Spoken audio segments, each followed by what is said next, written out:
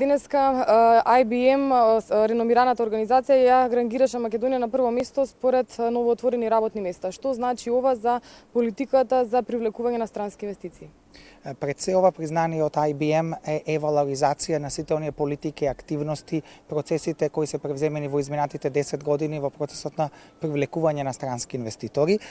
Како што и самото рангирање покажува, Македонија е прва во светот по глава на жител по креирани нови работни места во 2015 година. Ако се спореди тука кои земји се во тие првите 20 земји, ќе видиме дека има голем број на земји од регионот: Србија, Бугарија, Босна и Херцеговина, потоа Централно-источна Европа, како и Балтичките земји, но и голем број на земји од Централна Америка, како и помали земји од заливот. Значи тука се Обединети арапски емирати, тука е Бахрейн, Саудиска Арабија. Но она што значи пред се креирани на работни места во транспортниот сектор, во нашиот случај автомобилската индустрија и електрониката, тие се и во самото ова истражување меѓу првите две индустрии во светот кои креираат најмногу работни места. Македонија и споредбата на Македонија со регионот, знаеме дека многу пати не споредуваат колкав број на инвестиции, колкава сума влегала во Македонија, но директно кога се споредува колку работни места по глава на жител се креирани, гледаме дека навистина она што го правиме ние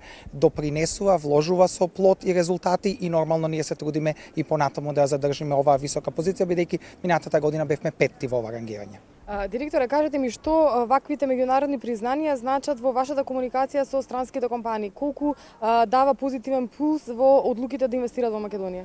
Голем број на компании воопшто и пред да не контактираат нас, прават една анализа, еден ресерч на сите оние информации и анализи кои се направени од меѓународни институции. Секако ова ќе биде една дополнителна, позитивна активност која ќе е поврзана за Македонија, нормално во нашите презентации на Македонија, не само на бизнес форумите, туку и директно во контакти со компании, кога ќе покажеме каде е Македонија и како некои од земјите кои се потенцијални конкуренти на Македонија во процесот на привлекување на странски инвеститори, како ние сме рангирани кон нив, ќе допринесе да ние бидеме подлабински анализирани. Нормално, секоја анализа сама по себе не е пресудна за донесување на конечната одлука. Тука влегуваат многу фактори, но сите вакви позитивни анализи и признанија помагаат во процесот и не олеснуваат работата.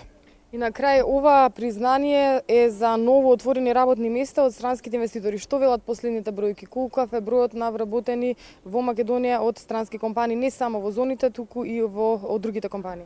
Значи, ако се земе во обзир сите компании кои се гринфилд и браунфилд инвестиции во производствениот сектор пред се, во изминативе години имаме креирано навистина голем број на работни места. Само во зоните во моментов имаме околу 6100 до 6200 работни места кои се креирани. Ако се земат компаниите како Drexel Mark, како Кромберт и Шуберт, Маркарт, Амфенол, Гришко и некои други компании кои функционираат и надвор од зоните, таа бројка може да се види дека веќе надминува околу 15.000 работни места и активно се трудиме она што сме го направиле минатата година и оваа година да го задржиме овој висок ранг. Не мора да значи дека секоја година ќе бидеме први, но да бидеме меѓу првите неколку земји.